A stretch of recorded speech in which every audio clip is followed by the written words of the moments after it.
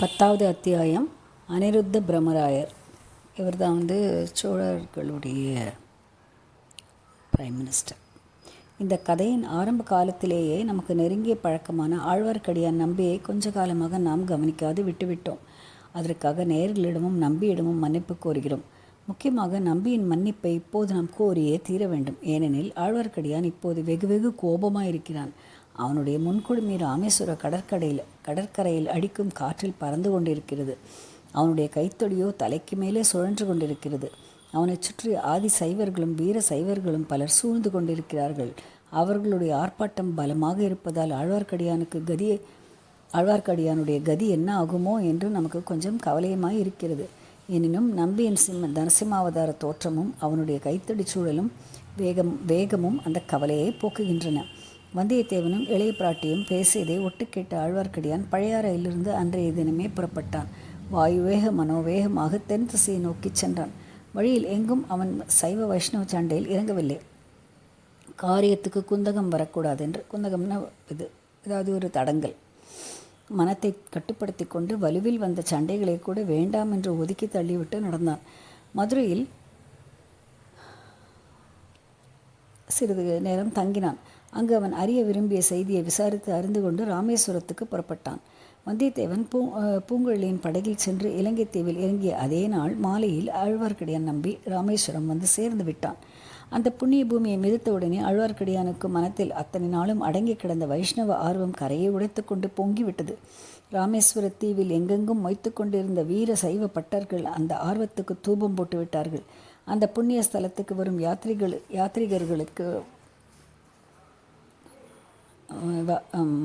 யாத்ரீகர்கள்னா tourist வழிகாட்டி அழைத்து சென்று பற்பல தீர்த்தங்களிலும் ஸ்நானம் பண்ணி வைப்பதும் ஆலயத்தில் மூர்த்தி தரிசனம் செய்து வைப்பதும் அந்தந்த தீர்த்தம் மூர்த்தி விசேஷங்களை எடுத்துச் சொல்வதுமே அவர்களுடைய அலுவல்கள். எனவே புதிய யாத்ரீகர்களை கண்டதும் பட்டர்கள் பலர் சென்று சூழ்ந்து கொள்வார்கள். அவ்விதமே ஆழ்வார்க்கடியானையும் சுற்றி மொய்த்து கொண்டார்கள். அப்பனே வா வா, இந்த ஸ்தலத்தில் உள்ள 64 தீர்த்தங்களில் ஸ்நானம் செய்து உன் தேகத்தில் தரித்திருக்கும் வைஷ்ணவ பாஷாண்ட மத சின்னங்களை கழுவி துடைத்துக்கொள். ராமரின் பிரம்மஹத்தி தோஷத்தை போக்கிய ஸ்தலம் அல்லவா இது. வைஷ்ணவ பாஷாண்ட மத சின்னங்களை நீ அணிந்ததினால் ஏற்பட்ட பாவங்களையும் போக்கிக் கொள்ளலாம் என்று ஒரு பட்டர் வித்தியாசமாக பேசினார். இன்னொருவர் குறுக்கிட்டு ராம தீர்த்தம், லக்ஷ்மண தீர்த்தம், ஆஞ்சநேய தீர்த்தம், சுக்ரீவ தீர்த்தம், இப்படி 64 தீர்த்தங்கள் இருக்கின்றன. ஒவ்வொருவரும் அந்தந்த தீர்த்தத்தில் தலைமொழிகி அவரவர்களுடைய தோஷத்தை போக்கிக் கொண்டார்கள். நீ என்னுடன் முதலில் ஆஞ்சநேய தீர்த்தத்துக்கு வா, வைஷ்ணவ சின்ன தோஷத்துக்கு சரியான சங்கல்பம் பண்ணி வைக்கிறேன் என்றார். மற்றொரு பட்டர், அப்பனே, இவர்கள் சொல்வதை கேளாதே. ராமர் ராவணனை கொன்ற பிரம்மஹத்தி தோஷத்தை போக்கிக் கொள்வதற்காக சமுத்திர மணலை பிடித்து வைத்து சிவலிங்கமாக்கி பூஜித்த இடத்துக்கு உன்னை நேராக அழைத்து போகிறேன் என்றார். ஆழ்வார்க்கடியான் கண்ணில் தீப்பொறி பறக்க எல்லாரையும் ஒரு தடவை விழித்து பார்த்து, நிறுத்துங்கள் உங்கள் அபத்த பேச்சு. முதலில் நீங்கள் சொன்ன தீர்த்தங்களினால் உங்களுடைய நாவை அலம்பி உங்கள் பாவத்தை தீர்த்து கொள்ளுங்கள் என்றார். ஓஹோ, ராமன் லக்ஷ்மணன் என்றெல்லாம் சொன்னதனால் எங்களுக்கு பாவம் வந்திருக்கும் என்று நினைக்கிறாயா? அப்படி ஒன்றுமில்லை. இந்த க்ஷேத்திரத்துக்கு பெயரே ராமேஸ்வரம். ராமர் ஈஸ்வரனாகி சிவபெருமானை பூஜை செய்து பாவத்தை போக்கிக் கொண்ட இடம். அத்துடன் ராமர் என்ற பெயரில் இருந்த தோஷமும் போய்விட்டது என்றார் ஒரு வீர சைவ பட்டர். ஓ அஞ்ஞான சிரோன்மணிகளே, ஏன் இப்படி தலைக்கு தலை உளறுகிறீர்கள்? இந்த ஸ்தல பெயரின் அர்த்தம் என்னதென்பதையே நீங்கள் தெரிந்து கொண்ட பாடில்லை. நீதான் சொல்லேன் பார்ப்போம். பிரம்மாவினுடைய ஒரு தலையை பறித்ததினால் சிவனுக்கு பிரம்மஹத்தி தோஷம் பிடித்து விட்டது. திருமாலின் பூரண அவதாரமாகிய ராமபிரானுடைய பாதம் பட்டு புனிதமான இந்த இடத்துக்கு சிவன் வந்து அந்த பிரம்மஹத்தி தோஷத்தை போக்கிக் கொண்டான். ராமரை ஈஸ்வரன் பூஜித்த இடமானபடியால் ராமேஸ்வரம் என்ற பெயர் ஏற்பட்டது. தெரிந்து கொண்டீர்களா மூட சிகாமணி பட்டர்களே என்று ஆழ்வார்க்கடியான் கர்ஜித்தான். யாரடா அவன் எங்களை மூட சிகாமணிகள் என்பது? அடே தடியா, நீ என்ன தலையில் கொம்பு முளைத்தவனா என்று ஒரு பட்டர் சீறினார். இல்லை ஐயா பட்டரே, என் தலையில் கொம்பு முளைக்கவில்லை, கையிலே தான் இந்த கொம்பு இருக்கிறது. என்னை யார் என்று கேட்டீர்கள் அல்லவா? சொல்கிறேன். திருக்குறுகூரில் அவதரித்து வேதம் தமிழ் செய்த நம்மாழ்வாரின் அடியார்க்கு அடியான், மற்றவர்கள் மண்டையில் நைய புடைக்கும் கைத்தடியான் என்று தடியை தூக்கி காட்டினான். ஆழ்வார்க்கடியானே, நீ ஏன் உன் தலையில் முன்புறத்தில் குடுமி வைத்திருக்கிறாய்? அதையும் மழுங்க சிரைத்து விட்டாயானால் உன் மண்டையில் உள்ளும் புறமும் ஒன்றாயிருக்கும் என்றார் ஒரு சைவர். பட்டர்களே, இந்த புண்ணிய க்ஷேத்திரத்திலே வந்து என் முன்குடுமையை எடுத்து விடுவதாகவே எண்ணியிருந்தேன். அதற்குள் நீங்களே ஞாபகப்படுத்தி விட்டீர்கள். அடே, நாவிதர் தெருவுக்கு சென்று ஒரு நாவிதனை அழைத்து வாருங்களடா. நாவிதர்னா பார்பர். கத்தியை நன்றாக தீட்டிக்கொண்டு வர சொல்லுங்கள். இவனுடைய சிகையை ஆணி வேரோடு களைந்தெறிய சொல்லலாம். சிகைனா தலைமுடி என்றார் ஒரு பட்டர். இதற்கு நாவிதனை கூப்பிடுவானேன்? நாமே அந்த கைங்கரியம் செய்து விடலாமே. நல்ல கூர்மையான கத்தியாக கொண்டு வாருங்கள் என்றார் இன்னொரு சைவர். கொஞ்சம் பொறுங்கள், இன்னும் ஒரு விஷயம் பாக்கி இருக்கிறது. ஒரு காலத்தில் என் தலை முழுவதும் சிகை அடர்த்தியாக இருந்தது. ஒரு சைவனுடைய மண்டையை உடைத்துவிட்டு என் சிகையில் இருந்த ஒரு ரோமத்தை வாங்கி விடுவதென்று விரதம் எடுத்துக்கொண்டேன். அதன்படி முக்காலை அரைக்கால்வாசி சிகை தீர்ந்து விட்டது. சிகைனா முடி. இந்த ஊரில் என் முழு விரதத்தையும் நிறைவேற்றி கடலில் ஒரு முழுக்கு போடப் போகிறேன். எங்கே ஒவ்வொருவராக வந்து உங்கள் மண்டையை காட்டுங்கள் பார்க்கலாம் என்று ஆழ்வார்க்கடியான் கைத்தடியை ஓங்கினான். அடேடே, இந்த வைஷ்ணவன் என்ன துடுக்காக பேசுகிறான் என்று ஒருவர் சொன்னார். எங்கள் எல்லாருடைய மண்டையும் உடைத்து விடுவாயா? உன்னால் முடியுமா என்று கூறினார் இன்னொருவர். முடியாமலா முக்காலை அரைக்கால் பங்கு சிகையை எடுத்து விட்டிருக்கிறேன் என்று கூறி ஆழ்வார்க்கடியான் தடியை வேகமாக சுழற்றத் தொடங்கினான். அடியுங்கள், பிடியுங்கள், கட்டுங்கள், வெட்டுங்கள் என்று தலைக்கு தலை கத்தினார்களே தவிர அந்த கூட்டத்தில் யாரும் ஆழ்வார்க்கடியானுக்கு அருகில் நெருங்கவில்லை. அச்சமயம் வெகு சமீபத்திலிருந்து ஒரு கோஷம் அவர்கள் எல்லாருடைய கவனத்தையும் கவர்ந்தது. திரிபுவன சக்கரவர்த்தி சுந்தர சோழ பராந்தரின் மகாமான்ய முதன் மந்திரி அனிருத்த பிரம்மராதி ராஜர் வருகிறார், பராக் பராக். எல்லோரும் திகைத்து போய் கோஷம் அந்த திசையை நோக்கினார்கள். ஆழ்வார்க்கடியான் எல்லாரிலும் அதிகமாக திகைத்து தனது கைத்தடியை கக்கத்தில் வைத்து கொண்டு பார்த்தான். அவர்கள் நின்று சண்டையிட்ட இடம் ராமேஸ்வர கோயில் மதிலின் ஓரமான ஒரு முடுக்கு. அந்த முடுக்கு திரும்பியதும் எதிரே விரிந்து பறந்த கடல். அக்கடலின் காட்சியோ கண்கொள்ளாத அற்புத காட்சியாக இருந்தது. பெரிய பெரிய மரக்கலங்கள், நாவாய்கள், சிறிய கப்பல்கள், படகுகள், ஓடங்கள், வள்ளங்கள், வத்தைகள், கட்டுமரங்கள் ஆகியவை நெடுகிலும் வரிசையாக கண்ணுக்கெட்டிய தூரம் காணப்பட்டன. பாய்மரங்களிலிருந்து படபடவென்று காற்றில் அடித்துக்கொண்டு பறந்த வெண்ணிறப் பாய்கள் கடலையும் வானத்தையும் தூரத்திலே திட்டுத்திட்டாக தோன்றிய பல தீவுகளையும் பெரும்பாலும் மறைத்து கொண்டிருந்தன. மேலே சொன்னவாறு கட்டியம் கூறுறதுன்னா இது அனௌன்ஸ்மெண்ட் கூறிக்கொண்டு காவல் வீரர்கள் முன்னும் பின்னும் தொடர சோழ சாம்ராஜ்யத்தின் புகழ்பெற்ற முதன் மந்திரி அன்பில் அனிருத்த பிரம்மராயர் ராஜ கம்பீரத்துடன் ஒரு படகில் வந்து கொண்டிருந்தார். கரையில் கோயில் மதில் ஓரமாக நடந்து கொண்டிருந்த சச்சரவை அவர் கவனித்தார். கூட்டத்தின் நடுவில் கக்கத்தில் தடியுடன் பரமசாதுவை போல் நின்று ஆழ்வார்க்கடியானை கையினால் சமிஞ்சை செய்து அழகில் அழைத்தார்.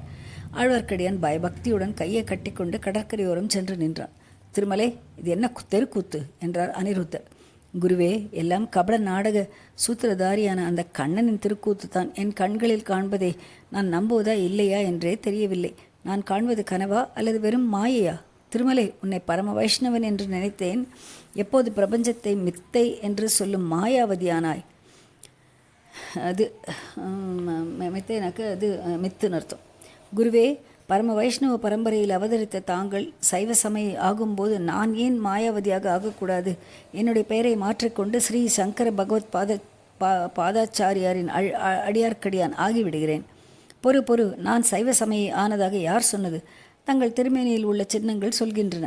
ஆஹா திருமலை, நீ இன்னும் முன்போலவே இருக்கிறாய். புற சின்னங்களுக்கே முக்கியத்துவம் கொடுக்கிறாய். நெற்றியில் இடுகிற சந்தனத்தை சாய்த்து இட்டால் என்ன, நிமிர்ந்து இட்டால் என்ன? குருவே, நான் ஒன்றும் அறியாதவன். எது முக்கியம் எது முக்கியம் இல்லை என்று தெரியாதவன். தாங்கள் தான் என்னை தெளிவித்து ஆட்கொள்ள வேண்டும். எல்லாம் தெளிவிக்கிறேன். நான் தங்கும் இடத்துக்கு வந்து சேர். அதோ கடலில் ஒரு சிறிய தீவு தெரிகிறது பார்த்தாயே, அங்கே உள்ள மண்டபத்துக்கு வா. குருவே, இதோ இந்த சண்டைக்கார சைவர்கள் என்னை வரவிட வேண்டுமே என்று ஆழ்வார்க்கடியான் சொல்லி கையினால் அவர்களை சுட்டி காட்டினான். அதுவரை சும்மா இருந்த வீர சைவர்கள் உடனே நெருங்கி வந்தார்கள். பிரம்மாதிராஜரே, இந்த வைஷ்ணவன் எங்கள் மண்டைகளை உடைத்து விடுவானாம். இவனை தக்கப்படி தண்டிக்க வேண்டும் என்று ஒருவர் ஆரம்பித்தார். மற்றவர்கள் தலைக்கு தலை பேசலானார்கள்.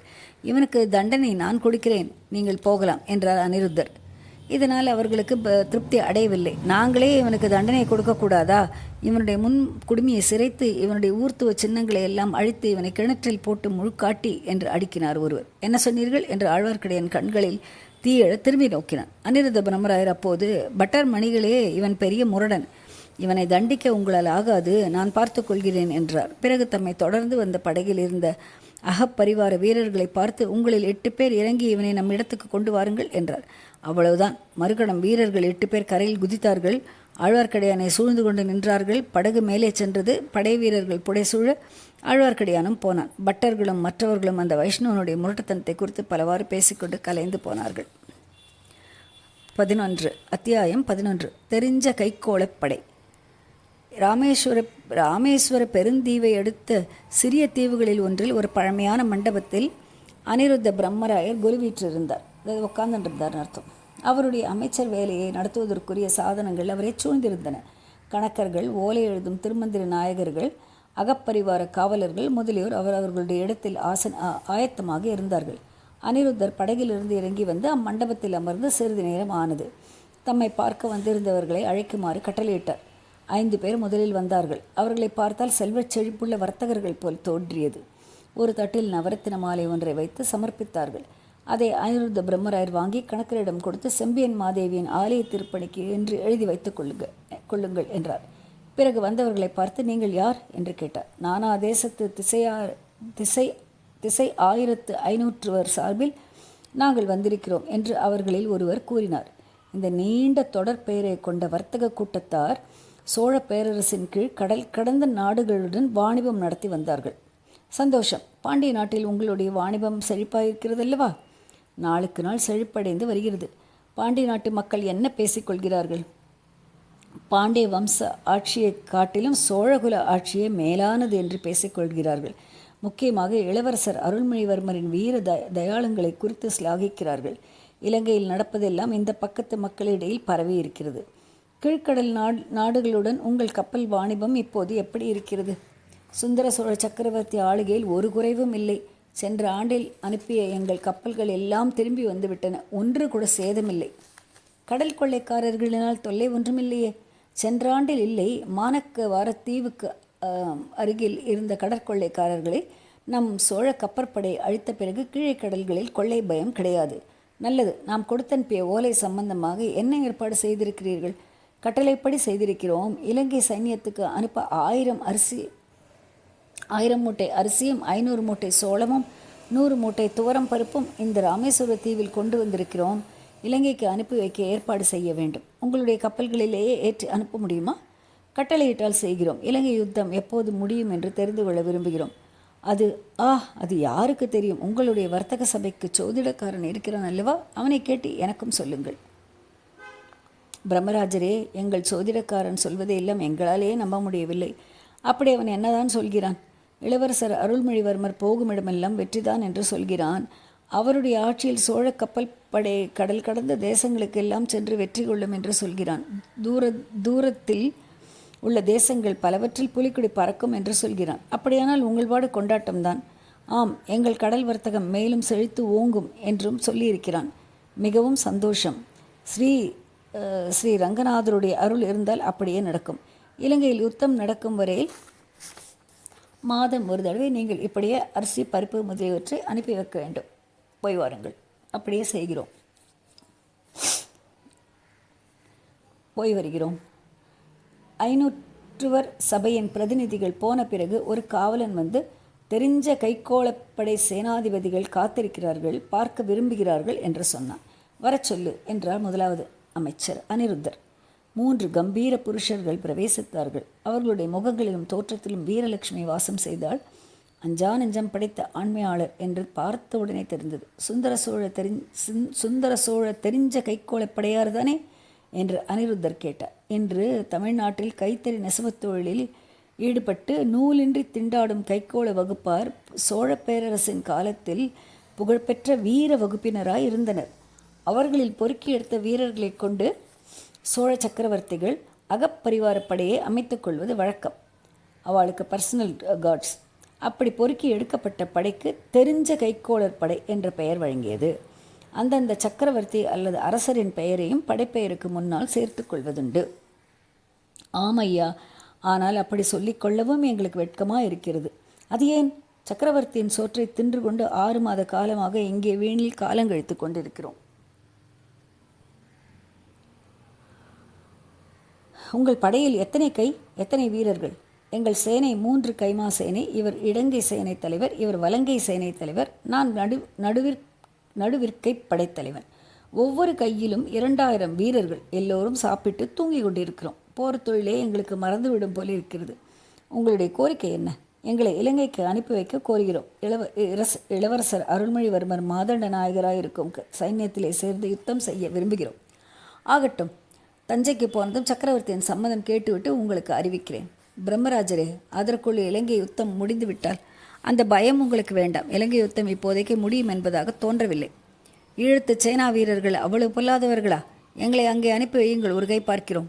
ஒரு கை என்ன, நீங்கள் 3 கையும் பார்ப்பீர்கள். தெரிஞ்ச கைக்கோளரின் 3 கை மாசேனை, மாசேனா மகாசேனை யுத்த களத்தில் புகுந்து விட்டால் பகைவர்களின் பாடு என்னவென்று சொல்ல வேண்டுமோ.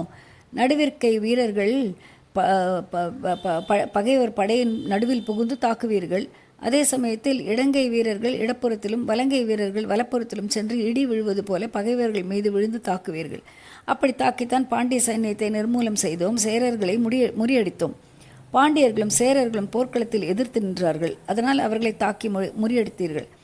பகை வீரர்களை முதலில் கண்ணால் பார்த்தால் தானே அவர்களை நீங்கள் ஒரு கையும் பார்க்கலாம், 3 கையும் பார்க்கலாம். ராவணர் காலத்து அசுரர்களைப் போல் இந்த காலத்து இலங்கை வீரர்களும் மாயாவி ஆகிவிட்டார்களா? மேகமண்டலத்தில் மறைநின்று போரிடுகிறார்களா? மாயாவிகளை மறந்துதான் விட்டார்கள். ஆனால் போர் செய்யவில்லை. போரிட்டால்தான் இருக்கும் இடத்தை கண்டுபிடித்து விடலாமோ? இலங்கை அரசன் மகிந்தனையும் காணவில்லை, அவனுடைய சேனா வீரர்களையும் காணவில்லை. காடுகளிலோ மலைகளிலோ எங்கே போய் ஒளிந்து கொண்டார்களோ தெரியவில்லை. ஆகையால் 6 மாதமாக இலங்கையில் யுத்தமே நடைபெறவில்லை. உங்களையும் அங்கே அனுப்பி என்ன செய்கிறது? மகாமந்திரி, எங்களை அனுப்பி பாருங்கள். மகிந்தனும் அவனுடைய வீரர்களும் காடு மலைகளிலே ஒளிந்திருக்கட்டும், அல்லது மேகமண்டலத்திலே ஒளிந்திருக்கட்டும். அவர்களை கைப்பிடியாக பிடித்து கொண்டு வந்து இளவரசரின் காலடியில் சேர்க்கிறோம். அப்படி சேர்க்காவிட்டால் தெரிஞ்ச கைக்கோளர் படை என்ற பெயரை மாற்றிக்கொண்டு வேளாளரின் அடிமைப்படை என்ற பட்டயத்தை பெற்றுக்கொள்கிறோம். வேண்டாம் வேண்டாம், அப்படி ஒன்றும் இப்போது சபதம் செய்ய வேண்டாம். தெரிஞ்ச கைக்கோளர் படையின் வீர பராக்கிரமம் இந்த ஜம்பு தீபத்தில் யாருக்கு தெரியாது? ஜம்பு தீபம்ங்கிறது நம்மளுடைய வேர்ல்டு. தஞ்சாவூர் சென்றதும் சக்கரவர்த்தியை கேட்டுக்கொண்டு உங்களுக்கு கட்டளை அனுப்புகிறேன். அதுவரை பொறுமையாக இருங்கள். பாண்டிய நாட்டில் பகைவர்களை அடக்கி அமைதியை நிலைநாட்டி வாருங்கள். மகாமந்திரி, பாண்டிய நாட்டில் இனி அடக்குவதற்கு பகைவர்கள் யாரும் இல்லை. குடிமக்கள் யுத்தம் நின்றது பற்றி மகிழ்ச்சி அடைந்திருக்கிறார்கள். அவரவர்களும் விவசாயம், வாணிபம், தொழில்களில் ஈடுபட்டு அமைதியான வாழ்க்கை நடத்துகிறார்கள். பாண்டிய மன்னர் குலமோ நாசமாகிவிட்டது. அவ்விதம் எண்ண வேண்டாம். வீரபாண்டியனோடு பாண்டிய வம்சம் அகன்று விட்டதாக நீங்கள் நினைக்கிறீர்கள். அது தவறு. பாண்டிய சிம்மாசனத்துக்கு உரிமை கோருவோர் இன்னும் இருக்கிறார்கள். அவர்களுக்காக சதி செய்வோரும் இருக்கிறார்கள். ஆஹா, எங்கே அந்த சதிகாரர்கள்? தெரியப்படுத்துங்கள். காலம் வரும்போது உங்களுக்கே தெரியும். பாண்டிய குலத்தின் பழமையான மணிக்கிரீடமும் இந்திரன் அளித்த ரத்தினமாலையும் வைரமிழைத்த பட்டத்து உடைவாளும் இன்னும் இலங்கையில் இருந்து வருகின்றன. ரோஹண மலை நாட்டில் எங்கேயோ ஒளித்து வைக்கப்பட்டிருக்கின்றன. அவற்றை மீட்டு கொண்டு வரும் வரையில் பாண்டிய போர் முற்றுப்பெறாது. ஆபரணங்களை மீட்டு கொண்டு வர வேண்டும். இளவரசர் அருள்மொழிவர்மரை மதுரை சிம்மாசனத்தில் அமர்த்தி பாண்டிய மணிமகுடத்தையும் பட்டாக்கத்தையும் அணிவிக்கும் நாளும் வர வேண்டும். ஆஹா, இது என்ன வார்த்தை சொல்கிறீர்கள்? குடிமக்களின் நாவிலும் போர் வீரர்களின் உள்ளத்திலும் இருப்பதைத்தான் சொல்கிறோம் மகாமந்திரி. அதெல்லாம் பெரிய ராஜரீக விஷயங்கள், நாம் பேச வேண்டாம். உங்களுக்கு சந்தோஷமளிக்கக்கூடிய வேறு ஒரு முக்கிய விஷயத்தை சொல்லப் போகிறேன். கவனமாக கேட்டுக்கொள்கிறோம் மகாமந்திரி. இலங்கை யுத்தம் முடிந்துவிடும் என்று நினைக்க வேண்டாம். இளவரசர் அருள்மொழிவர்மர் இலங்கை போர் முடிந்த பிறகு 4 திசைகளிலும் திக்விஜயம் செய்ய புறப்படுவார். 1000 கப்பல்களில் வீரர்களை ஏற்றிக்கொண்டு கீழ்த்திசை கடல்களில் செல்வார். மாநக்கவாரம், பப்பாளம், மாயிருடிங்கம், கடாரம், இலாமுரி தேசம், ஸ்ரீவிசயம், சாவகம், புட்பகம் ஆகிய நாடுகளை அந்த மகாவீரர் வெற்றி கொள்வார். தெற்கே முன்னீர் பழந்தீவு, பன்னீராயிரமும் கைப்பற்றுவார். மேற்கே கேரளம், குடமலை, கொல்லம் ஆகிய நாடுகள் அவருடைய காலடியில் வந்து பணியும். பிறகு வடதிசையை நோக்கி புறப்படுவார். வேங்கி, கலிங்கம், இரட்டபாடி, சக்கரக்கோட்டம், அங்கம், வங்கம், கோசலம், விதேகம், கூர்ஜரம், பாஞ்சாலம் என்னும் நாடுகளுக்கு படையெடுத்துச் செல்வார். காவிய புகழ்பெற்ற கரிகால வளவனைப் போல் இமயமலைக்கும் சென்று புலிக்கொடியை நாட்டுவார். வீர சேனாதிபதிகளே, இப்படியெல்லாம் நமது தென்திசை மாதண்ட நாயகர் திட்டமிட்டிருக்கிறார். தமிழகத்தில் வீர ரத்தமும் வைர நெஞ்சமும் படைத்த அனைவருக்கும் வேண்டிய வேலை இருக்கும். தத்தம் வீர பராக்கிரமங்களை நிலைநாட்ட சந்தர்ப்பம் கிடைக்கும். ஆகையால் நீங்களும் உங்கள் தெரிஞ்ச கைக்கோளப்படையும் பொறுமை இழக்க வேண்டாம். சேனாதிபதிகள் மூவரும் ஏக காலத்தில் சுந்தர சக்கரவர்த்தி வாழ்க, இளவரசர் அருள்மொழிவர்மர் வாழ்க, மகாமந்திரி அனிருத்தர் வாழ்க என்று கோஷித்தார்கள். பிறகு அவர்களில் ஒரு படைத்தலைவன் கூறினான், மகாமந்திரி, இன்னும் ஒரே ஒரு விண்ணப்பம் செய்து கொள்ள விரும்புகிறோம். எங்கள் படையில் பெயர் சுந்தர சோழ தெரிஞ்ச கைக்கோளப்படை என்பது தாங்கள் அறிந்ததே. எங்கள் படையின் பெயர் சுந்தர சோழ தெரிஞ்ச கைக்கோளப்படை என்பது தாங்கள் அறிந்ததே. தெரிந்த விஷயம்தான். சுந்தர சோழ சக்கரவர்த்தியின் திருப்பணியில் உயிரையும் விடுவோம் என்று பகைவர்களின் ரத்தம் தோய்ந்த சிவந்த கையினால் அடித்து பிரமாணம் செய்து கொடுத்தவர்கள். பிரமாணம்னா ப்ராமிஸ். அதுவும் நான் அறிந்ததே. ஆகையால் சக்கரவர்த்தியை தவிர வேறு யாரையும் நாங்கள் சேரமாட்டோம். வேறு யார் சொல்வதையும் கேட்க மாட்டோம். உங்களிடம் நான் எதிர்பார்த்ததும் இதுவே. முன்னர் காலத்தில் பழுவேட்டரையர்களின் மாபெரும் சேனையில் ஒரு பகுதியாக இருந்தோம். அது காரணம் பற்றி எங்கள் பேரில் யாருக்கும் எந்த ஒரு சந்தேகமும் ஏற்படக்கூடாது. ஆஹா, இது என்ன வார்த்தை? யாருக்கு என்ன சந்தேகம்? தஞ்சாவூரில் நடப்பது பற்றி ஏதேதோ வதந்திகள் காற்றில் வருகின்றன. காற்றிலே வருகிறது, காற்றோடு போகட்டும். நீங்கள் அதையெல்லாம் நம்பவும் வேண்டாம், திருப்பிச் சொல்லவும் வேண்டாம். கொடும்பாளூர் வேளாளர்கள் ஏதாவது எங்களை பற்றி சந்தேகத்தை கிளப்ப மாட்டார்கள். கிளப்பினாலும் யாரும் கேட்க மாட்டார்கள். மனித காயம் அனித்தியமானது. மனித காயம்னா மனுஷ உடம்பு. அதனால் சுத்த வீரர்களுக்கு உயிருக்கு பயப்பட மாட்டார்கள். திரிபுவன சக்கரவர்த்தி ஆனாலும் ஒரு நாள் இறைவன் திருப்பாதங்களை அடைய வேண்டியதுதான். சக்கரவர்த்திக்கோ உடல்நிலை சரியாக இல்லை. வானத்தில் வால் நட்சத்திரம் பிரகாசிக்கிறது. சக்கரவர்த்திக்கு அப்படி ஏதாவது நேர்ந்துவிட்டால் எங்கள் படை வீரர்கள் அருள்மொழிவர்மரின் அகப்பரிவாரமாக விரும்புகிறார்கள். சக்கரவர்த்தியின் ஆக்ஞைப்படி நடப்பது உங்கள் கடமை.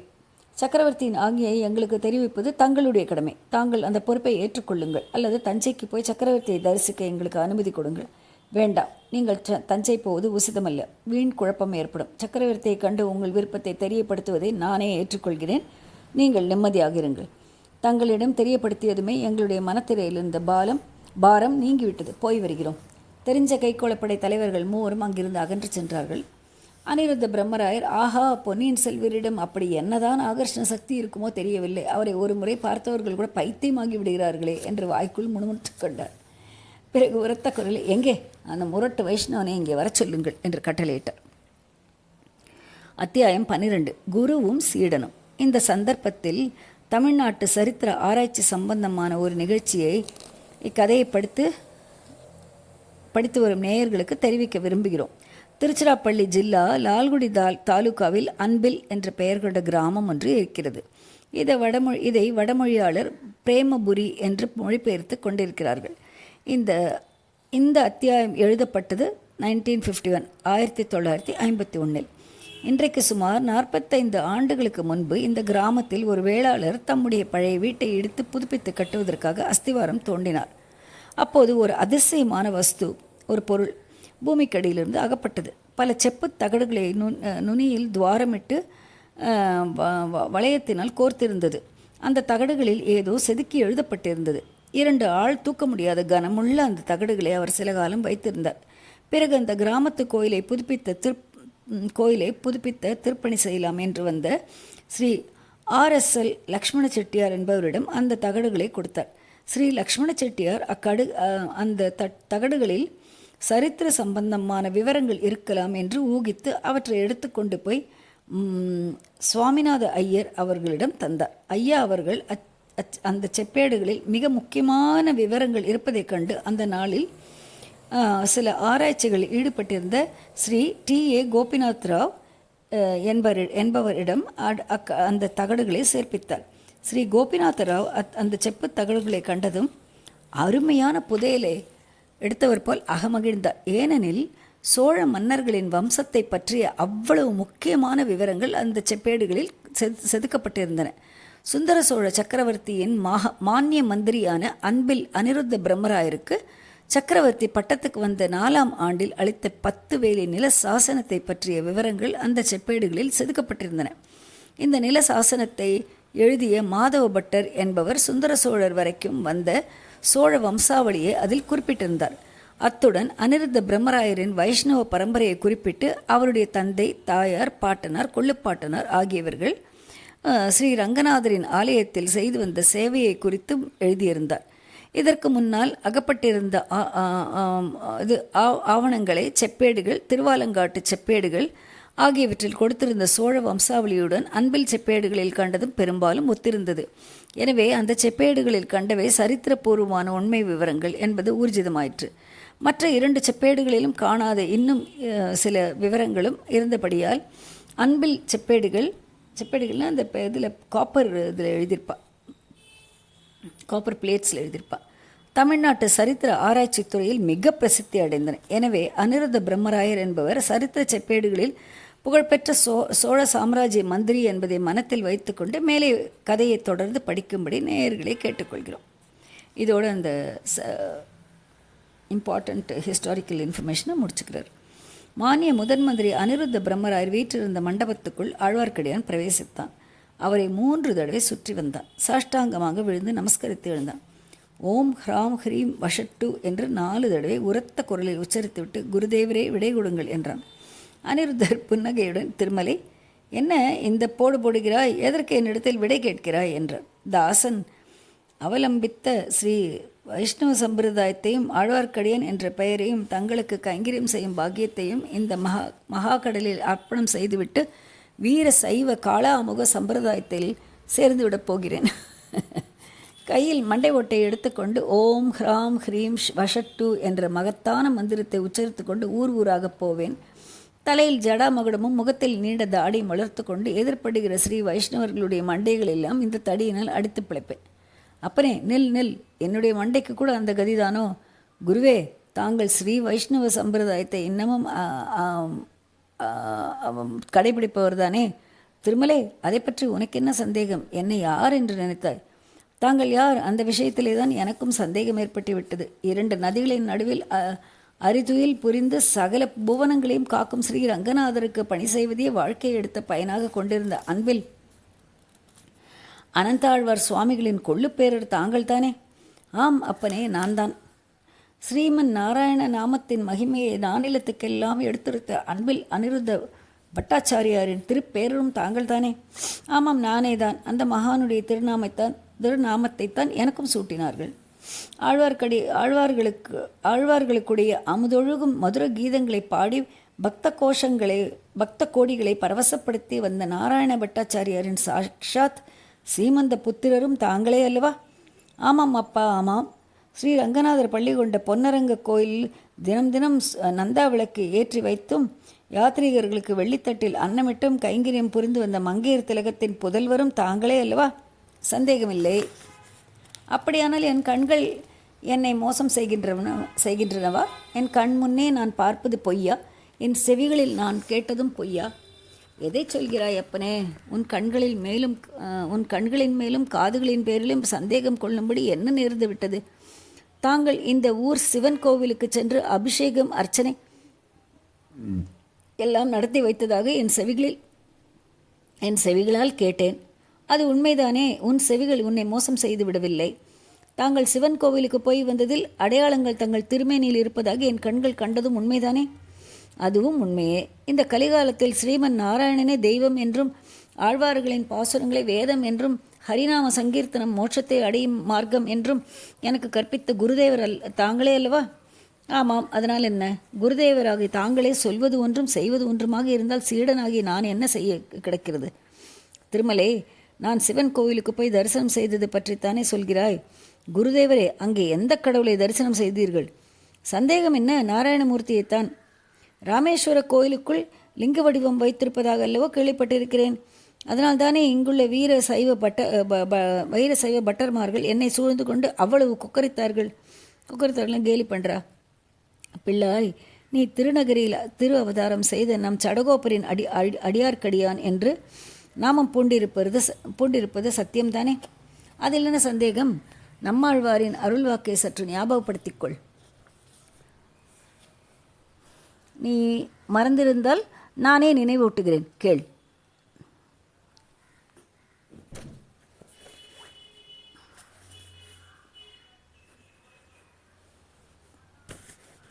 லிங்கத்திட்ட புராணத்தீரும் சமணரும் சாக்கியரும் வலிந்து வாது செய்வீர்களும் மற்றும் தெய்வமுமாகி நின்றானே. இவ்வாறு சடகோபரை சாதித்திருக்கும் போது சிவலிங்கத்தில் நான் நாராயணனை தரிசித்தது தவிர, ஆஹா, சடகோபரின் அருள்வாக்கே வாக்கு. லிங்கத்தை வழிபடுவோரே சமணரோடும் சாக்கியரோடும் கொண்டு போய் தள்ளினார் பாருங்கள். அப்பனே, உன் குதர்க்க புத்தி உன்னை விட்டு எப்போது நீங்குமோ தெரியவில்லை. நம் சடகோப்பர் மேலும் சொல்லியிருப்பதை கேள். நீராய், நிலனாய், தீயாய், காலாய், நடுவானாய், சீரர் சுடர்கள் இரண்டாய், சிவனாய், அயனாய் உள்ளவன் ஸ்ரீ நாராயணமூர்த்தியே என்று திருவாய் மலர்ந்திருக்கிறார். இன்னும் கேள் திருமலை, கேட்டு உன் மன அழுக்கை துடைத்துக்கொள். முனியே, நான்முகனே, முக்கண்ணப்பா, என் பொல்லாக் கனிவாய், தாமரை கண் கருமாணிக்கமே, என் கல்வா, தனியே ஆறுவீரை என் தலை மிசையாய் வந்திட்டு. கேட்டாயா திருமலை? முக்கண்ணப்பா என்று நம் சடகோப்பர் கூவி அழைத்து தம் தலை மீது வரும்படி பிரார்த்திக்கிறார். நீயும் சிவன் கோயிலுக்கு நான் போனது பற்றி ஆட்சேபிக்கிறாய். குருதேவரே, மன்னிக்க வேண்டும், அபச்சாரத்தை சமிக்க வேண்டும்னா ப்ளீஸ் எக்ஸ்கியூஸ்னு அர்த்தம்.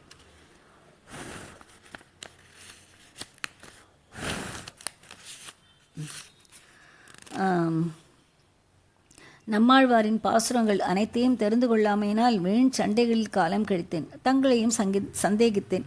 இனி எனக்கு ஒரு வரம் கொடுத்து அருள வேண்டும். என்ன வரம் வேண்டும் என்று சொன்னாயானால் கொடுப்பதை பற்றி யோசிக்கலாம். திருக்குறுகூர் சென்று அங்கேயே தங்கிவிட ஆசைப்படுகிறேன். நம் சடகோப்பரின் 1000 பாடல்களையும் சேகரித்து கொண்டு பிறகு ஊராக சென்று அந்த பாடல்களை கானம் செய்ய விரும்புகிறேன். இந்த ஆசை உனக்கு ஏன் வந்தது? வட வேங்கடத்திலிருந்து வரும் வழியில் வீரநாராயண பெருமாள் சந்நிதியில் ஆழ்வார் பாசுரங்கள் சிலவற்றை பாடினேன். அந்த சந்நிதியில் கைங்கரியம் செய்யும் ஈஸ்வர பட்டர் என்னும் பெரியவர் கேட்டு ஆனந்த கண்ணீர் விட்டார். ஈஸ்வர பட்டர் மகா பக்திமான், நல்ல சிஸ்டர். அவருடைய இளம் புதல்வன் ஒருவனும் அருகில் நின்று கேட்டுக்கொண்டிருந்தான். அந்த இளம் பாலகனின் பால்வடியும் முகம் ஆழ்வார் பாசுரத்தை கேட்டு பூரண சந்திரனைப் போல் பிரகாசித்தது. மற்ற பாடல்களும் தெரியுமா என்று அந்த சின்னஞ்சிறு பிள்ளை பால்மணம் மாறாத வாயினால் கேட்டான். தெரியாது என்று சொல்ல எனக்கு வெட்கமாயிருந்தது. ஆழ்வார்களின் தொண்டுக்கே ஏன் இந்த நாயனை அர்ப்பணம் செய்து விடக்கூடாது என்று அப்போதே தோன்றியது. இன்றைக்கு அந்த எண்ணம் உறுதிப்பட்டு விட்டது. திருமலை, அவர்களும் ஸ்வதர்மத்தை கடைப்பிடிக்க வேண்டும் என்று கீதாச்சாரியார் அருள் புரிந்திருக்கிறார் அல்லவா? ஆம் குருவே. ஆழ்வார்களின் பாசுரங்களை சேகரிப்பதற்கும் பரப்புவதற்கும் மகான்கள் அவதரிப்பார்கள். அதுபோலவே ஆழ்வார்களுடைய பாடல்களில் உள்ள வேத சாரமான தத்துவங்களை நிரூபணம் செய்து வடமொழியின் மூலம் பரதகண்டமெங்கும் நிலைநாட்டக்கூடிய அவதார மூர்த்திகளும் இந்நாட்டில் ஜனிப்பார்கள். நீயும் நானும் ராஜ்ய சேவையை நமது ஸ்வதர்மமாக கொண்டவர்கள். சோழ சக்கரவர்த்தியின் சேவையில் உடல், பொருள், ஆவியை அர்ப்பணம் செய்வதாக நாம் சபதம் செய்திருப்பதை மறந்திருப்பாயா? மறக்கவில்லை குருவே. ஆனால் அது உசிதமா என்ற சந்தேகம் தோன்றி என் உள்ளத்தை அரித்து வருகிறது. முக்கியமாக தங்களை பற்றி சில இடங்களில் பேசிக்கொள்வதை கேட்டால். என்ன பேசிக்கொள்கிறார்கள்? தங்களுக்கு சக்கரவர்த்தி 10 வேலி நிலம் மானியம் விட்டு அதை செப்பேட்டிலும் எழுதி கொடுத்திருப்பதால் தாங்கள் வைஷ்ணவ சம்பிரதாயத்தை விட்டுவிட்டதாக சிலர் சொல்கிறார்கள். ஜாதி தர்மத்தை புறக்கணித்து கப்பல் பிரயாணம் செய்ததாகவும் கூறுகிறார்கள். அந்த பொறாமைக்காரர்கள் சொல்வதை நீ பொருட்படுத்த வேண்டாம். நம்முடைய ஜாதி கிணற்று தவளைகளாக இருக்க வேண்டும் என்று அவர்கள் நினைத்திருக்கிறார்கள். சக்கரவர்த்தி எனக்கு கொடுத்த 10 வேலி நிலம் மானியம் கொடுத்திருப்பது உண்மைதான். அதை செப்பேட்டிலும் எழுதி கொடுத்திருக்கிறார். ஆனால் அதற்கு 4 வருஷங்களுக்கு முன்பே சக்கரவர்த்திக்கு நான் மந்திரியானேன் என்பது உனக்கு தெரியுமல்லவா? ஆழ்வார்க்கடியான் மௌனமாக இருந்தான். சக்கரவர்த்திக்கும் எனக்கும் எப்போது நட்பு ஏற்பட்டது என்றாவது உனக்கு தெரியுமா? நாங்கள் இருவரும் இளம் பிராயத்தில் ஒரே ஆசிரியரிடம் பாடம் கற்றோம். செந்தமிழும் வடமொழியும் பயின்றோம். கணிதம், வானசாஸ்திரம், தர்க்கம், வியாக்கரணம் எல்லாம் படித்தோம். அப்போதெல்லாம் சுந்தர சோழர் சிம்மாசனம் ஏறப்போகிறார் என்று யாரும் கனவிலும் எண்ணியதில்லை. அவராவது நானாவது அதை பற்றி சிந்தித்ததே கிடையாது. ராஜாதித்தரும் கண்டராதித்தரும் காலமாகி அரிஞ்சய சோழர் பட்டத்துக்கு வருவார் என்று யார் நினைத்தது? அரிஞ்சயருக்கு அவ்வளவு விரைவில் துர்மரணம் சம்பவித்து சுந்தர சோழர் பட்டத்துக்கு வரும்படியா இருக்கும் என்றுதான் யார் நினைத்தார்கள்? சுந்தர சோழர் சிம்மாசனம் ஏறிய போது அதனால் பல சிக்கல்கள் விளையும் என்று எதிர்பார்த்தார். உடனிருந்து நான் உதவுவதாயிருந்தால் பட்டத்தை ஒப்புக்கொள்வதாகவும் இல்லாவிட்டால் மறுத்து விடுவதாகவும் கூறினார். ராஜ்ய நிர்வாகத்தில் அவருக்கு உதவுவதாக அப்போது வாக்களித்தேன். அந்த வாக்குறுதியை இன்றளவும் நிறைவேற்றி வருகிறேன். இதெல்லாம் உனக்கு தெரியாதா திருமலை? எனக்கு தெரியும் குருவே. என் ஒருவனுக்கு மட்டும் தெரிந்து என்ன பயன்? ஜனங்களுக்கு தெரியாதே. நாட்டிலும் நகரத்திலும் வம்பு பேசுகிறவர்களுக்கு தெரியாது தானே. வம்பு பேசுகிறவர்களை பற்றி நீ சிறிதும் கவலைப்பட வேண்டாம். பரம்பரையான ஆச்சாரிய தொழிலை விட்டுவிட்டு நான் ராஜ சேவைகளில் இறங்கியது பற்றி இதற்கு முன்னால் நானே சில சமயம் குழப்பமடைந்ததுண்டு. ஆனால் சென்ற 2 நாட்களாக அத்தகைய குழப்பம் எனக்கு சிறிதும் இல்லை. திருமலை, நான் ராமேஸ்வர ஆலயத்தில் சுவாமி தரிசனத்துக்காக இங்கு வரவில்லை என்பதும் மாதோட்டம் போவதற்காகவே இங்கு வந்தேன் என்பதும் உனக்கு தெரியும் அல்லவா? அப்படித்தான் ஊகித்தேன் குருவே. நீ ஊகித்தது சரியே. அன்றைக்கு சம்பந்தரும் சுந்தரமூர்த்தியும் பரவசமாக வர்ணித்தபடியே தான் இன்றைக்கும் பாலாவி நதிக்கரையில் மாதோட்டம் இருக்கிறது. வண்டு பண் செய்யும் மாமலர் பொழில் மஞ்சை நடமிடும் மாதோட்டம் தொண்டர் நாடொருந் துதி செய்ய அருள் செய் கேதீச்சுரம் மதுதானே என்று சம்பந்தர் பாடியிருக்கிறாரே, அந்த மாதோட்டத்தை நேரில் பார்க்காமல் எழுதியிருக்க முடியுமா? இந்த ராமேஸ்வர தீவிலிருந்தபடியே மாதோட்டத்தை எட்டி பார்த்துவிட்டு எழுதியதாக சிலர் சொல்கிறார்கள். கிணற்று தவளை பண்டிதர்கள் சிலர் அத்தகையோர் சொல்வதை நீ பொருட்படுத்த வேண்டாம். சுவாமி, மாதோட்டத்தின் இயற்கை வளங்களை கண்டு கழிப்பதற்காகவா தாங்கள் அந்த க்ஷேத்திரத்துக்கு சென்றிருந்தீர்கள்? இல்லை, உன்னை அங்கே அனுப்ப எண்ணி இருப்பதால் அதை பற்றியும் சொன்னேன். நான் சென்றது இளவரசர் அருள்மொழிவர்மரை பார்ப்பதற்காக.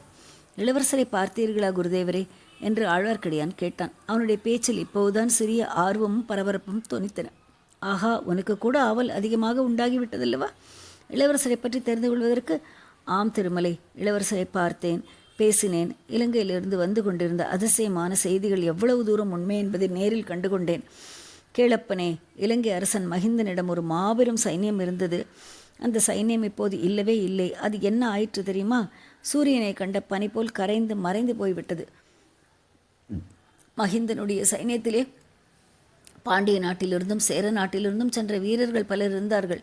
அவர்கள் எல்லோரும் நம் இளவரசர் படைத்தலைமையை வகித்து வருகிறார் என்று அறிந்ததும் ஆயுதங்களை கீழே போட்டு விட்டார்கள். ஒருவரைப் போல் அனைவரும் நம்முடைய கட்சிக்கே வந்து சேர்ந்து விட்டார்கள். மகிந்தன் எப்படி போர் புரிவான்? போயே விட்டான். மலைகள் சூழ்ந்த ரோஹண நாட்டிற்கு சென்று ஒளிந்து கொண்டிருக்கிறான். ஆக நம் சைன்யம் போர் செய்வதற்கு அங்கு இப்போது எதிரிகளே இல்லை. அப்படியானால் குருதேவரே, இளவரசர் நம் சைன்யத்துடன் திரும்பி வர வேண்டியதுதானே? மேலும் அங்கே இருப்பானேன்? நம் வீரர்களுக்கு தானியம் அனுப்புவது பற்றிய ரகளையெல்லாம் எதற்காக? எதிரிகள் இல்லை என்று சொல்லி திரும்பி வந்து விடலாம். ஆனால் இளவரசருக்கு அதில் இஷ்டமில்லை. எனக்கும் அதில் சம்பந்தமில்லை. இளவரசரும் சைன்யமும் இப்பால் வந்ததும் மகிந்தன் மலைநாட்டிலிருந்து வெளிவருவான். மறுபடியும் பழையபடி போர் தொடங்கும். அதில் என்ன பயன்? இலங்கை மன்னரும் மக்களும் ஒன்று நமக்கு சிநேகிதர்களாக வேண்டும், அல்லது புலிக்கொடியின் ஆட்சியை அங்கே நிரந்தரமாக நிறுவுதல் வேண்டும். இந்த 2 வகை முயற்சியிலும் இளவரசர் ஈடுபட்டிருக்கிறார். நமது போர் வீரர்கள் இப்போது இலங்கையில் என்ன செய்து கொண்டிருக்கிறார்கள் தெரியுமா? பழைய போர்களில் அனுராதபுரம் நாசமாகிவிட்டது. அங்கிருந்த பழமையான புத்த விகாரங்கள், கோயில்கள், தாது கற்ப கோபுரங்கள் எல்லாம் இடிந்து பாழாய் கிடக்கின்றன. இளவரசரின் கட்டளையின் பேரில் இப்போது நம் வீரர்கள் இடிந்த அக்கட்டிடங்களை எல்லாம் புதுப்பித்துக் கொண்டிருக்கிறார்கள். அழகாய்த்தான் இருக்கிறது. சைவம் வைஷ்ணவம் இரண்டையும் கைவிட்டு இளவரசர் சாக்கிய மதத்திலேயே சாக்கிய மதம் புத்த மதம் ஒருவேளை சேர்ந்து விடுவாரோ என்னமோ. அதையும் தாங்கள் ஆமோதிப்பீர்களோ? நானும் நீயும் ஆமோதித்தாலும் ஒன்றுதான், ஆமோதிக்காவிட்டாலும் ஒன்றுதான். நம்மை போன்றவர்கள் நம்முடைய மதமே பெரிது என்று சண்டையிட்டு கொண்டிருக்கலாம். ஆனால் ஒரு நாட்டை ஆளும் அரசர் தம்முடைய பிரஜைகள் அனுசரிக்கும் சமயங்கள் எல்லாவற்றையும் ஆதரித்து பராமரிக்க வேண்டும். இந்த உண்மையை யாருடைய தூண்டுதலும் இல்லாமல் இளவரசர் தாமே உணர்ந்திருக்கிறார். சந்தர்ப்பம் கிடைத்ததும் காரியத்திலும் செய்து காட்டுகிறார். திருமலை, இதை கேள். நம் இளவரசர் அருள்மொழிவர்மருடைய கரங்களில் சங்கு சக்கர ரேகை இருப்பதாக சொல்ல கேட்டிருக்கிறேன். நீயும் கேட்டிருப்பாய். ஆனால் அவருடைய கரங்களை நீட்டச் சொல்லி நான் பார்த்ததில்லை. அவர் கையில் சங்கு சக்கர ரேகை இருந்தாலும் சரி, இல்லாவிட்டாலும் சரி, ஒன்று நிச்சயமாக சொல்கிறேன். இந்த பூமண்டலத்தை ஏக சக்கராதிபதியாக ஆளத் தகுந்தவர் ஒருவர் உண்டு என்றால் அவர் இளவரசர் அருள்மொழிவர்மர் தான். பிறவியிலேயே அத்தகைய தெய்வ கடாட்சத்துடன் சிலர் பிறக்கிறார்கள். சற்று முன் சில வர்த்தக தலைவர்களும் கைக்கோளப்படை சேனாதிபதிகளும் வந்து பேசியதை கேட்டுக்கொண்டிருந்தார் அல்லவா? இளவரசருக்கு என்றால் நம் வர்த்தகர்கள் காசிலேயே கருத்துள்ளவர்கள். எவ்வளவு தாராளமாகி விடுகிறார்கள் பார்த்தாயா? சில நாளைக்கு முன்னால் பொதிகை மலை சிகரத்தில் ஒரு தவ யோகியை பார்த்தேன். அவர் ஞானக்கண் படைத்த மகான். அவர் என்ன சொன்னார் தெரியுமா? யானைக்கு ஒரு காலம் வந்தால் பூனைக்கு ஒரு காலம் வரும். இப்போது தென்னாடு மேம்பாடு அடையும் காலம் வந்திருக்கிறது. வெகு காலமாக இப்புண்ணிய பாரத பூமியில் பெரிய பெரிய சக்கரவர்த்திகளும் வீராதி வீரர்களும் ஞான பெருஞ்செல்வந்தர்களும் மகா கவிஞர்களும் வடநாட்டிலேயே அவதரித்து வந்தார்கள். ஆனால் வடநாட்டை சீக்கிரம் கிரகணம் பிடிக்கப் போகிறது. இமயமலைக்கு அப்பால் இருந்து ஒரு மகா முரட்டு சாதியார் வந்து வடநாட்டை சின்னாபின்னம் செய்வார்கள். கோயில்களையும் விக்கிரகங்களையும் உடைத்து போடுவார்கள். சனாதன தர்மம் பேராபத்துக்கு உள்ளாகும். அப்போது நமது தர்மம், வேத சாஸ்திரம், கோயில் வழிபாடு ஆகியவற்றையெல்லாம் தென்னாடுதான் காப்பாற்றி தரப்போகிறது. வீராதி வீரர்களான சக்கரவர்த்திகள் இத்தென்னாட்டில் தோன்றி 4 திசைகளிலும் ஆட்சி செலுத்துவார்கள். மகா ஞானிகளும் பண்டிதோத்தமர்களும் பக்த சிரோமணிகளும் இத்தென்னாட்டில் அவதரிப்பார்கள் என்று இவ்விதம் அந்த பொதிகை மலை சிவயோகி அருளினார். அந்த யோகியின் தீர்க்க தரிசனம் உண்மையாகும் என்ற நம்பிக்கை எனக்கு இப்போது பிறந்திருக்கிறது. திருமலை சுவாமி, தாங்கள் ஏதேதோ ஆகாச கோட்டைகளை கட்டி கொண்டிருக்கிறீர்கள். ஆனால் இங்கே ராஜ்யத்தின் அஸ்திவாரத்தையே தகர்க்க பார்க்கிறார்கள். குருதேவரே, நான் பார்த்ததையெல்லாம் தாங்கள் பார்த்து, நான் கேட்டதையெல்லாம் தாங்களும் கேட்டிருந்தால் இவ்வளவு குதூகலமாகி இருக்க மாட்டீர்கள். இந்த சோழ சாம்ராஜ்யத்துக்கு ஏற்பட போகும் அபாயத்தை நினைத்து கதிகலங்குவீர்கள். திருமலை, ஆம், நான் மறந்துவிட்டேன். அதிக உற்சாகம் என அறிவை மூடிவிட்டது. நீ உன் பிரயாணத்தில் தெரிந்து வந்த செய்திகளை இன்னும் நான் கேட்கவே இல்லை. சொல், கேட்கிறேன். எவ்வளவு பயங்கரமான செய்திகளாக இருந்தாலும் தயங்காமல் சொல். சுவாமி, இங்கேயே சொல்லும்படி செய்கிறீர்களே. நான் கொண்டு வந்த செய்திகளை வாயு பகவான் கேட்டால் நடுங்குவார். சமுத்திரராஜன் கேட்டால் ஸ்தம்பித்து நிற்பார். பட்சிகள் கேட்டால் பறக்கும் சக்தி எழுந்து சுருண்டு விடும். ஆகாசவாணியும் பூமாதேவியும் கூட அலறி விடுவார்கள். அப்படிப்பட்ட செய்திகளை இங்கே பகிரங்கமாக சொல்லும்படி பணிக்கிறீர்கள் என்றான் ஆழ்வார்க்கடியான். அப்படியானால் வா, காற்றும் கனலும் புகாத பாதாள குகை ஒன்று இந்த தீவில் இருக்கிறது. அங்கே வந்து விவரமாக சொல்லு என்றார் அனிருத்த பிரம்மராயர். அத்தியாயம் 13. பொன்னியின் செல்வன். வந்தியத்தேவன் நாகத்தீவன் முனையில் இறங்கி மாதோட்டத்தை நோக்கி போய்க் கொண்டிருந்த அதே சமயத்தில் அனிருத்த பிரம்மராயரும் ஆழ்வார்க்கடியானும் சாம்ராஜ்ய நிலைமையை பற்றி விவாதித்து கொண்டிருந்த அதே நேரத்தில் குந்தவை தேவியும் கொடும்பாளூர் இளவரசி வானதியும் அம்பாரி வைத்த ஆணை மீது ஏறி தஞ்சை மாநகரை நெருங்கி கொண்டிருந்தார்கள். இளைய பிராட்டி சில காலமாக தஞ்சைக்கு போவதில்லை என்று வைத்து கொண்டிருந்தாள். இதற்கு பல காரணங்கள் இருந்தன. தஞ்சையில் அரண்மனை பெண்டிதர் தனித்தனியாக வசிக்கும்படியாக போதிய அரண்மனைகள் இன்னும் உண்டாகவில்லை. சக்கரவர்த்தியின் பிரதான அரண்மனையிலேயே எல்லா பெண்டிரும் இருந்தாக வேண்டும்.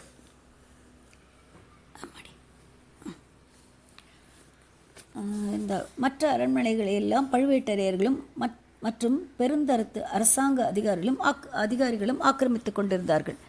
பழையாறையில் அரண்மனை பெண்டிர் சுயேட்சையாக இருக்க முடிந்தது. விருப்பம் போல் வெளியே போகலாம், வரலாம். ஆனால் தஞ்சையில் வசித்தால் பழுவேட்டரையர்களின் கட்டுப்பாடுகளுக்கு உட்பட்டு தீர வேண்டும். கோட்டைக்குள்ளும் அரண்மனைக்குள்ளும் இஷ்டம் போல் வருவதும் போவதும் இயலாத காரியம். அம்மாதிரி கட்டுப்பாடுகளும் நிர்பந்தங்களும் இளைய பிராட்டிக்கு பிடிப்பதில்லை. அல்லாமல் பழுவூர் இளையராணியின் செருக்கும் அவளுடைய அகம்பாவ நடத்தைகளும் குந்தவை பிராட்டிக்கு மிக்க வெறுப்பை அளித்தன. அரண்மனை பெண்டிர்கள் பழையாறையில் இருப்பதையே சக்கரவர்த்தியும் விரும்பினார். இந்த காரணங்களினால் குந்தவை பிராட்டி பழையாறையிலேயே வசித்து வந்தாள். உடம்பு குணமில்லாத தன் அருமை தந்தையை பார்க்க வேண்டும், அவருக்கு பணிவிடை செய்ய வேண்டும் என்ற ஆர்வத்தையும் கட்டுப்படுத்தி கொண்டிருந்தாள்.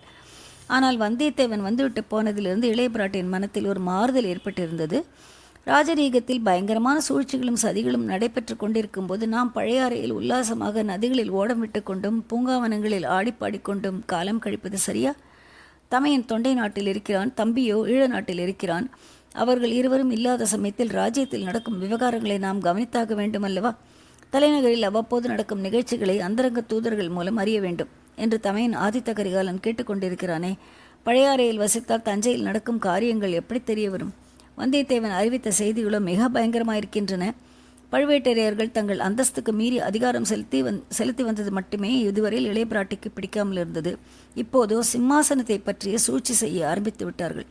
பாவம், அந்த பரமசாது மதுராந்தகனையும் தங்கள் வலையில் போட்டுக்கொண்டார்கள். சோழ நாட்டு சிற்றரசர்களையும் பெருந்தனத்து அதிகாரிகள் பலரையும் தங்கள் வசப்படுத்தி கொண்டார்கள். எந்த நேரத்தில் என்ன நடக்குமோ தெரியாது. இவர்களுடைய சூழ்ச்சியும் வஞ்சனையும் துராசையும் எந்த வரையில் போகும் என்று யார் கண்டது? சுந்தர சோழரின் உயிருக்கு உலை வைத்தாலும் வைத்து விடுவார்கள் மாட்டார்கள் என்று எப்படி சொல்ல முடியும்? சக்கரவர்த்தியின் புதல்வர்கள் இருவரும் இல்லாத சமயத்தில் அவருக்கு ஏதாவது நேர்ந்து விட்டால் மதுராந்தகனை சிம்மாசனத்தில் ஏற்றி விடுவது எளிதாயிருக்கும் அல்லவா? இதற்காக என்ன செய்தாலும் செய்வார்கள். அவர்களுக்கு யோசனை தெரியாவிட்டாலும் அந்த ராட்சசி நந்தினி சொல்லிக் கொடுப்பாள். அவர்கள் தயங்கினாலும் இவள் துணி ஊட்டுவாள். ஆகையால் தஞ்சாவூரில் நம் தந்தையின் அருகில் நாம் இனி இருப்பதே நல்லது. சூழ்ச்சியும் சதியும் எதுவரைக்கும் போகின்றன என்று கவனித்துக் கொண்டு வரலாம். அதோடு நம் அருமை தந்தைக்கும் ஆபத்து ஒன்றும் வராமல் பார்த்து கொள்ளலாம். சாதுவாகிய மதுராந்தகனை ஏன் இவர்கள் சிம்மாசனத்தில் ஏற்ற பார்க்கிறார்கள்? தர்ம நியாய முறைக்காகவா? இல்லவே இல்லை. மதுராந்தகனுக்கு பட்டம் கட்டினால் அவனை பொம்மையாக வைத்துக்கொண்டு தங்கள் இஷ்டம் போல் எல்லா காரியங்களையும் நடத்தி கொள்ளலாம் என்பதற்காகத்தான். அப்புறம் நந்தினி வைத்தது தான் சோழ சாம்ராஜ்யத்தில் சட்டமாகிவிடும். அவளுடைய அதிகாரத்துக்கு பயந்துதான் மற்றவர்கள் வாழ வேண்டும். அவளிடம் மற்ற அரண்மனை மாதர் கைகட்டி நிற்க வேண்டும். சிச்சி, அத்தகைய நிலைமைக்கு நாம் இடம் கொடுக்கக்கூடாது. நான் ஒரு தீர்க்கும் வரையில் அது நடவாது. பார்க்கலாம் அவளுடைய சாமர்த்தியத்தை. தஞ்சாவூரில் இருப்பது தனக்கு பல வகையில் சிரமமாகவே இருக்கும். தாயும் தந்தையும் இங்கு எதற்காக வந்தாய்? பழையாறையில் சுகமாக இருப்பதை விட்டு என்று கேட்பார்கள். சுயேச்சை என்பதே இல்லாமல் போய்விடும். தன்னுடைய திருமணத்தை பற்றிய பேச்சை யாரேனும் எடுப்பார்கள். அதை கேட்கவே தனக்கு பிடிக்காது. நந்தினியை சில சமயம் பார்க்கும்படியாகவும் இருக்கும். அவளுடைய அதிகார சறுக்கை தன்னால் சகிக்க முடியாது. ஆனால் இதையெல்லாம் இந்த சமயத்தில் பார்த்தால் சரிப்படுமா? ராஜ்யத்துக்கு பேரபாயம் வந்திருக்கிறது. தந்தையின் உயிருக்கு அபாயம் நேரலாம் என்ற பயமும் இருக்கிறது. இப்படிப்பட்ட சந்தர்ப்பத்தில் நாம் இருக்க வேண்டிய இடம் தஞ்சை அல்லவா? இவ்வளவையும் தவிர வேறொரு முக்கிய காரணம் இருந்தது. அது வந்தியத்தேவனை பற்றி ஏதேனும் செய்தி உண்டா என்று தெரிந்து கொள்ளும் ஆசைத்தான். வந்தியத்தேவன் கோடிக்கரை பக்கம் போயிருக்கிறான் என்று தெரிந்து அவனை பிடித்து வர பழுவேட்டரையர்கள் ஆட்கள் அனுப்பியிருப்பதை பற்றி இளைய பிராட்டி கேள்விப்பட்டிருந்தாள். புத்தி யுத்திகளில் தேர்ந்த அந்த இளைஞன் இவர்களிடம் அகப்பட்டுக் கொள்வானா? ஒருவேளை அகப்பட்டால் தஞ்சாவூருக்குத்தான் கொண்டு வருவார்கள். அச்சமயம் நாம் அங்கு இருப்பது மிகவும் அவசியம் அல்லவா? ஆதித்த கரிகாலன் அனுப்பிய தூதனை அவர்கள் அவ்வளவு எளிதில் ஒன்றும் செய்துவிட முடியாது. ஏதாவது குற்றம் சாட்டித்தான் தண்டிக்க வேண்டும். அதற்காகவே சம்புவரையர் மகனை முதுகில் குத்தி கொல்ல முயன்றதாக குற்றம் சாட்டி இருக்கிறார்கள். அது பொய் என்பதில் சந்தேகமில்லை. ஆனால் அது பொய் என்பதை நிரூபிக்க வேண்டும். கந்தமாறனுடன் பேசி அவனுடைய வாய்ப்பொறுப்பை அறிந்து கொள்வது அதற்கு உபயோகமாய் இருக்கலாம். இவ்விதமெல்லாம் குந்தவையின் உள்ளம் பெரிய பெரிய சூழ்ச்சிகளையும் சிக்கலான விவகாரங்களையும் சஞ்சரித்து குழம்பிக் கொண்டிருக்கையில் அவளுடன் யானை மீது வந்த அவள் தோழி வானதியின் உள்ளம் பால் போன்ற தூய்மையுடனும் பளிங்கு போன்ற தெளிவுடனும் ஒரே விஷயத்தை பற்றி சிந்தித்துக் கொண்டிருந்தது. அந்த ஒரு விஷயம் இளவரசர் அருள்மொழிவர்மர் எப்போது இலங்கையிலிருந்து திரும்பி வருவார் என்பது பற்றித்தான். அக்கா, அவரை உடனே புறப்பட்டு வரும்படி ஓலை அனுப்பியிருப்பதாக சொன்னீர்கள் அல்லவா? வந்தால் எவ்விடம் வருவார்? பழையாறைக்கா தஞ்சாவூருக்கா என்று வானதி கேட்டாள். தஞ்சாவூருக்கு இவர்கள் போயிருக்கும்போது இளவரசர் பழையாறைக்கு வந்துவிட்டால் என்ன செய்கிறது என்பது வானதியின் கவலை. வேறு யோசனைகளில் ஆழ்ந்திருந்த குந்தவை பிராட்டி வானதியை திரும்பி பார்த்து, யாரை பற்றி அடி கேட்கிறாய்? பொன்னியின் செல்வனை பற்றியோ என்றாள். ஆமாம் அக்கா, அவரை பற்றித்தான். இளவரசரை பொன்னியின் செல்வன் என்று 4-5 தடவை தாங்கள் குறிப்பிட்டு விட்டீர்கள். அதற்கு காரணம் சொல்லவில்லை, பிற்பாடு சொல்வதாக தட்டி கழித்து கொண்டு வந்திருக்கிறீர்கள். இப்போதாவது சொல்லுங்களேன். தஞ்சாவூர் கோட்டை இன்னும் வெகு தூரத்தில் இருக்கிறது. இந்த யானையோ ஆமை நகர்வது போல் நகர்கிறது என்றாள் வானதி. இதற்கு மேல் யானை வேகமாய் போனால் நம்மால் இதன் முதுகில் இருக்க முடியாது. அம்பாரியோடு நாமும் கீழே விழுந்து விட வேண்டியதுதான். அடியே, தக்கோல போரில் என்ன நடந்தது என்று உனக்கு தெரியுமா? அக்கா, பொன்னியின் செல்வன் என்னும் பெயர் எப்படி வந்தது என்று சொல்லுங்கள்.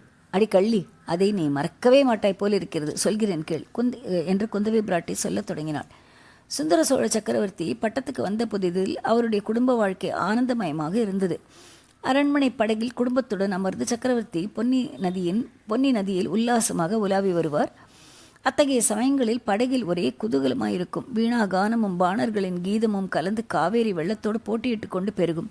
இடையிடையே யாரேனும் ஏதேனும் வேடிக்கை செய்வார்கள். உடனே கலகலவென்று சிரிப்பின் ஒலி கிளம்பி காவேரி பிரவாகத்தில் சலசலப்பு ஒலியுடன் ஒன்றாகும். சில சமயம் பெரியவர்கள் தங்களுக்குள் பேசி மகிழ்வார்கள். படகில் ஒரு பக்கத்தில் குழந்தைகள் கும்மாளம் அடித்துக் கொண்டிருப்பார்கள். சில சமயம் எல்லோருமாக சேர்ந்து வேடிக்கை வினோதங்களில் ஈடுபட்டு தங்களை மறந்து கழிப்பார்கள். ஒரு நாள் அரண்மனை படகில் சக்கரவர்த்தியும் ராணிகளும் குழந்தைகளும் உட்கார்ந்து காவேரியில் உல்லாச பயணம் செய்து கொண்டிருந்த போது திடீரென்று குழந்தை எங்கே, குழந்தை அருள்மொழி எங்கே என்று ஒரு குரல் எழுந்தது. இந்த குரல் குந்தவையின் குரல்தான். அருள்மொழிக்கு அப்போது வயது 5, குந்தவைக்கு 7. அரண்மனையில் அனைவருக்கும் கண்ணினும் இனிய செல்ல குழந்தை அருள்மொழி. ஆனால் எல்லோரிலும் மேலாக அவனிடம் வாஞ்சை உள்ளவள் அவன் தமக்கை குந்தவை. படகில் குழந்தையை காணோம் என்பதை குந்தவை தான் முதலில் கவனித்தாள். உடனே மேற்கண்டவாறு கூச்சலிட்டாள். எல்லோரும் கதிகலங்கி போனார்கள். படகில் அங்குமிங்கும் தேடினார்கள். ஆனால் அரண்மனை படகில் அதிகமாக தேடுவதற்கு இடம் எங்கே? சுற்றி சுற்றி தேடியும் குழந்தையை காணவில்லை. குந்தவையும் ஆதித்தனும் அலறினார்கள். ராணிகள் புலம்பினார்கள். தோழிமார்கள் அரற்றினார்கள். படகோட்டிகளில் சிலர் காவேரி வெள்ளத்தில் குதித்து தேடினார்கள். சுந்தர சோழரும் அவ்வாறே குதித்து தேடலுற்றார். ஆனால் எங்கே தேடுவது? ஆற்று வெள்ளம் குழந்தையை எவ்வளவு தூரம் அடித்துக்கொண்டு போயிருக்கும் என்று யார் கண்டது? குழந்தை எப்போது வெள்ளத்தில் விழுந்தது என்பதுதான் யாருக்கு தெரியும்? நோக்கம் குறி என்பது ஒன்றுமில்லாமல் காவேரியில் குதித்தவர்கள் நாலாபுரமும் பாய்ந்து துழாவினார்கள். குழந்தை அகப்படவில்லை. இதற்குள் படகில் இருந்த ராணிகள் தோழிமார்களில் சிலர் மூர்ச்சை போட்டு விழுந்து விட்டார்கள். அவர்களை கவனிப்பார் இல்லை. உணர்ச்சியோடு இருந்த மற்றவர்கள் ஐயோ என்று அழுது புலம்பிய சோக குரல் காவேரி நதியின் ஓங்கார குரலை அடக்கிக் கொண்டு மேலெழுந்தது. நதிக்கரை மரங்களில் வசித்த பறவைகள் அதை கேட்டு திகைத்து மோனத்தில் ஆழ்ந்தன. சட்டென்று ஒரு அற்புத காட்சி. படகுக்கு சற்று தூரத்தில் ஆற்று வெள்ளத்தின் மத்தியில் அது தெரிந்தது. பெண் உருவம் ஒன்று 2 கைகளிலும் குழந்தையை தூக்கி பிடித்து கொண்டு நின்றது. அந்த மங்கையின் வடிவம் இடுப்பு வரையில் தண்ணீரில் மறைந்திருந்தது. அப்பெண்ணின் பொன் முகமும் மார்பகமும் தூக்கிய கரங்களும் மட்டுமே மேலே தெரிந்தன. அவற்றிலும் பெரும் பகுதியை குழந்தை மறைத்து கொண்டிருந்தது. எல்லாரையும் போல் சுந்தர சோழரும் அந்த காட்சியை பார்த்தார். உடனே பாய்ந்து நீந்தி அந்த திசையை நோக்கி சென்றார். கைகளை நீட்டி குழந்தையை வாங்கி கொண்டார். இதற்குள் படகும் அவர் அருகில் சென்று விட்டது. படகில் இருந்தவர்கள் குழந்தையை சுந்தர சோழரிடமிருந்து வாங்கி கொண்டார்கள். சக்கரவர்த்தியையும் கையை பிடித்து ஏற்றிவிட்டார்கள். சக்கரவர்த்தி படகில் ஏறியதும் நினைவற்று விழுந்து விட்டார். அவரையும் குழந்தையையும் கவனிப்பதில் அனைவரும் ஈடுபட்டார்கள். குழந்தையை காப்பாற்றிக் கொடுத்த மாதரசி என்னவானாள் என்று யாரும் கவனிக்கவில்லை. அவளுடைய உருவம் எப்படி இருந்தது என்று அடையாளம் சொல்லும்படி யாரும் கவனித்து பார்க்கவும் இல்லை. குழந்தையை காப்பாற்றியவள் நான் என்று பரிசு கேட்பதற்கு அவள் வரவும் இல்லை. ஆகவே காவேரி நதியாகிய தெய்வம்தான் இளவரசர் அருள்மொழிவர்மரை காப்பாற்றி கொடுத்திருக்க வேண்டும் என்று அனைவரும் ஒருமுகமாக முடிவு கட்டினார்கள்.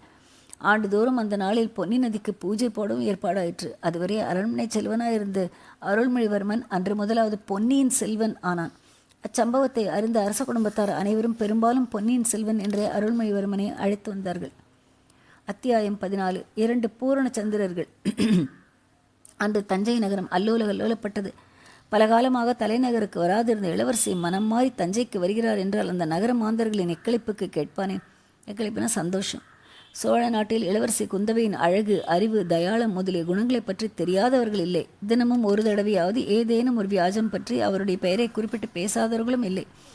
இந்த வருஷம் நவராத்திரி வைபவத்துக்கு இளவரசி தஞ்சை அரண்மனையில் வந்து இருப்பார் என்ற வதந்தி முன்னமே பரவி மக்களின் ஆவலை வளர்த்திருந்தது. எனவே இன்றைக்கு வருகிறார் என்று தெரிந்ததும் தஞ்சைக்கோட்டை வாசலில் ஒரு ஜன சமுத்திரமே காத்து கொண்டிருந்தது. பூரண சந்திரனுடைய உதயத்தை எதிர்பார்த்து ஒரே ஆரவாரம் செய்யும் ஜல சமுத்திரத்தைப் போல் இந்த ஜன சமுத்திரமும் ஆர்வம் மிகுந்து ஆரவாரம் செய்து கொண்டிருந்தது. கடைசியில் பூர்ணச்சந்திரனும் உதயமாயிற்று. ஏன் 2 நிலாக்கள் ஒரே சமயத்தில் உதயமாயின. தஞ்சை கோட்டை வாசலண்டே குந்தவை தேவி தன் பரிவாரத்துடன் வந்து சேர்ந்தபோது கோட்டை கதவுகள் தடால் என்று திறந்தன. உள்ளே இருந்து தேவியை வரவேற்று அழைத்து போவதற்காக அரண்மனை பரிவாரங்கள் வெளியே வந்தன. அந்த பரிவாரங்களின் முன்னிலையில் 2 பழுவேட்டரையர்களும் இருந்தார்கள். அது மட்டுமல்ல, அவர்களுக்கு பின்னால் முத்து பதித்த தங்க பல்லக்கு ஒன்றும் வந்தது. அதன் பட்டுத்திரைகள் விலகியதும் உள்ளே பழுவூர் இளையராணி நந்தினி தேவியின் சுந்தர மதிவதனம் தெரிந்தது.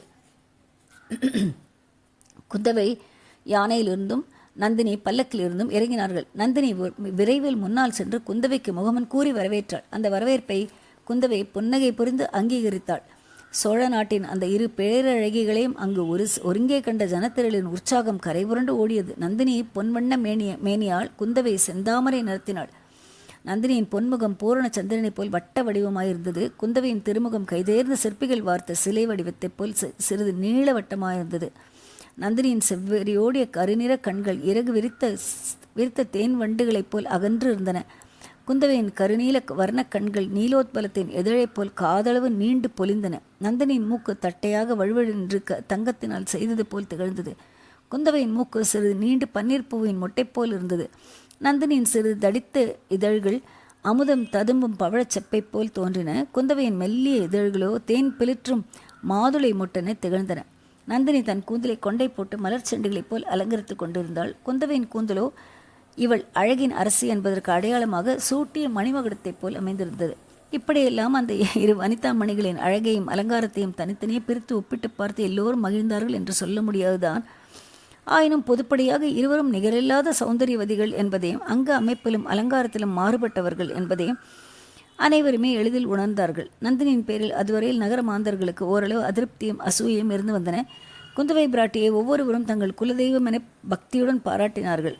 ஆனால் இப்போது பழுவூர் இளையராணி கோட்டை வாசலுக்கு வந்து இளைய பிராட்டியை வரவேற்று மக்களுக்கு மிகுந்த குதூகலத்தை விளைவித்தது. மக்கள் இவ்விதம் மகிழ்ச்சியில் ஆழ்ந்திருக்கையில் நந்தினிக்கும் குந்தவைக்கும் நடந்த சம்பாஷணை மின்னல் வெட்டும் தோரணையில் அமைந்திருந்தது. தேவி, வருக வருக, எங்களை அடியோடு மறந்து விட்டீர்களோ என்று நினைத்தோம். இளைய பிராட்டியின் கருணை எல்லையற்றது என்பதை இன்று அறிந்தோம் என்றாள் நந்தினி. அது எப்படி ராணி? தூரத்தில் இருந்தால் மறந்து விட்டதாக அர்த்தமா? நீங்கள் பழைய அறைக்கு வராதபடியால் என்னை மறந்து விட்டதாக வைத்துக் கொள்ளலாமா என்றாள் குந்தவை.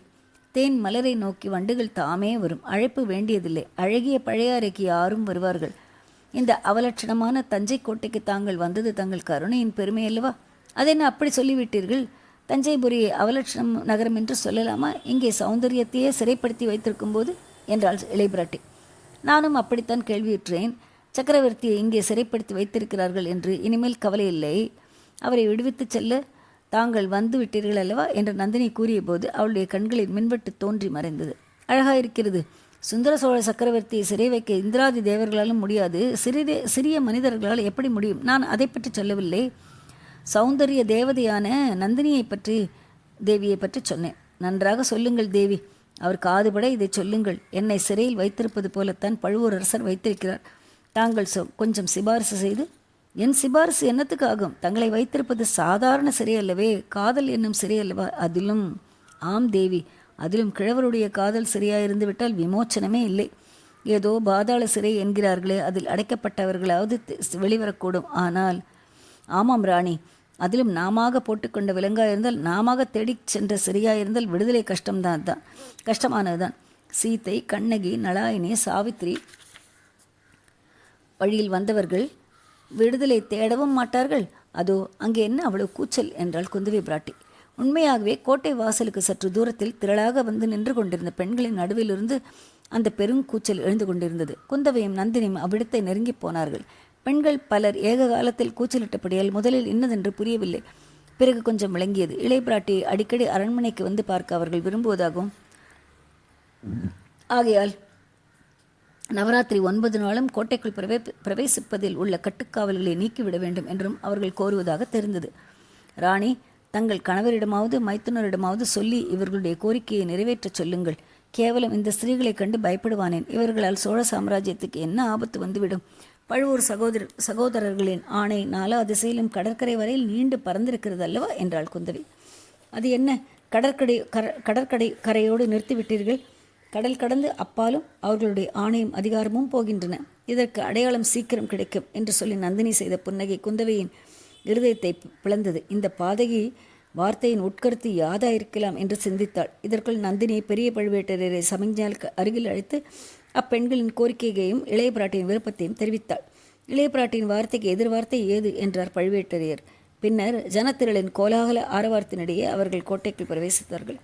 அன்று முதலாவது சில தினங்கள் தஞ்சை நகரும் சுற்றுப்புறங்களும் அளவில்லா குதூகலத்தில் ஆரவாரத்தில் திளைத்து கொண்டிருந்தன. குந்தவை தேவி தஞ்சைக்கு வந்த சமயத்தில் நவராத்திரி உற்சவம் சேர்ந்து கொண்டது. பழுவேட்டரையரும் தம்முடைய வாக்கை நிறைவேற்றினார்கள். தங்கு தடையில்லாமல் அந்த 10 நாட்களிலும் ஜனங்கள் கோட்டைக்குள் புகவும் வெளிவரவும் அனுமதித்தார். கோட்டை வாசல் கதவுகள் சதா காலமும் அகல திறந்திருந்தது. கோட்டைக்குள்ளே அரண்மனைகளிலும் வெளியில் ஊர்ப்புறங்களிலும் பல கோலாகல நிகழ்ச்சிகள் நடந்து வந்தன. அவற்றை கண்டுகளிக்க பெருந்திரளாக மக்கள் குழுமிக் கொண்டிருந்தார்கள். அக்கூட்டங்களின் நடுவே அடிக்கடி 2 பூரண சந்திரர்கள் சேர்ந்தாற்போல் உதயமாகி கொண்டிருந்தார்கள். அந்த காட்சியைக் கண்டு ஜனசமுத்திரம் பொங்கி பூரித்து ஆரவாரித்தது. ஆனால் வெளியில் இவ்வாறு ஒரே உற்சாகம் குதூகலமாய் இருந்தபோது அந்த 2 பூர்ண சந்திரர்களுடைய இதே பிரதேசங்களிலும் எரிமலைகள் பொங்கி அக்னி குழம்பை கக்கி கொண்டிருந்தன. பழுவூர் இளையராணிக்கும் பழையாறு இளைய பிராட்டிக்கும் ஓயாமல் போராட்டம் நடந்து கொண்டிருந்தது. சொல்ல அம்புகளை கொண்டும் விழிகளால் வேல்களை கொண்டும் அவ்விரு அழகிகளும் துவந்த யுத்தம் நடத்தி கொண்டிருந்தார்கள். அந்த போராட்டத்தில் இரு பக்கமும் கூருள்ள வாள்கள் ஒன்றோடு ஒன்று உராய்ந்த போது தீப்பொறிகள் பறந்தன. தீட்டிச் சாணை பிடித்த ஈட்டிகள் ஒன்றையொன்று தாக்கி ஜுவாலை வீசின. இருண்ட வானவெளியில் 2 மின்னல்கள் ஒன்றையொன்று வெட்ட இரண்டும் சேர்ந்து துடித்தன. கொடிய அழகு வாய்ந்த 2 பெண் புலிகள் ஒன்றையொன்று ஈட்டி கட்டித் தழுவி கால் நகங்களினால் பிராண்டி இரத்தம் கசியச் செய்தன. பயங்கர சௌந்தரியம் பொருந்தி 2 நாக சர்ப்பங்கள் படமெடுத்து ஆடி அவற்றின் கூரிய மெல்லிய சிவந்த நாக்குகளை நீட்டி ஒன்றையொன்று விழுங்கிவிட பார்த்தன. இந்த அதிசயமான போராட்டத்தில் அவர்கள் உற்சாக வெறியும் அடைந்தார்கள். வேதனைப்பட்டு உள்ளம் புழுங்கியும் துடித்தார்கள். நகர மாந்தர்களின் உற்சாகத்திலும் கலந்து கொள்ளாமல், இந்த 2 சந்திரமதிகளின் போராட்டத்தையும் புரிந்து கொள்ளாமல் ஒரே ஒரு ஆத்மா தவித்து கொண்டிருந்தது. கொடும்பாளூர் இளவரசி வானதிக்கு இப்போதெல்லாம் இளைய பிராட்டியுடன் பேசுவதற்கே அவகாசம் கிடைக்கவில்லை. அக்காளுடன் கூட போனாலே தவிர வெளியில் நடப்பது ஒன்றிலும் அவள் மனம் ஈடுபடவில்லை. தனக்குள்ளே ஒரு தனிமை உலகை சிருஷ்டித்து கொண்டு அதிலேயே சஞ்சரித்து வந்தாள்.